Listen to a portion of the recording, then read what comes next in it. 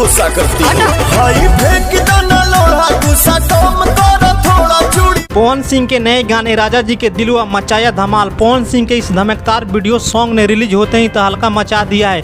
अभी शादी का सीजन चल रहा है, ऐसे में उनका ये गाना काफ़ी पसंद किया जा रहा है। पवन सिंह का यह गाना राजा जी के दिलवा DRS म्यूजिक के ऑफिशियल यूट्यूब चैनल पर रिलीज हुआ है और रिलीज होते ही ट्रेंड कर रहा है। राजा जी के दिलवा गाने में पवन सिंह के साथ सिंगर शिवानी सिंह ने अपनी आवाज़ दी है, तो गाने में पवन संग शालिनी की जोड़ी खूब पसंद की जा रही है। इस वीडियो सॉन्ग की कहानी बेहद मज़ेदार है। दरअसल पवन सिंह किसी और लड़की से प्यार करने की चाहत रखते हैं, लेकिन उनकी पुरानी वाली गर्लफ्रेंड उन्हीं को चाहती रहती है और फिर अपने प्यार का इजहार गाने के जरिए करती है। पवन सिंह और शालिनी ने गाने में कमाल की परफॉर्मेंस दी है। राजा जी के दिलवा गाने के बीट्स शानदार हैं, जिसे सुनकर आप भी झूमने पर मजबूर हो जाएंगे।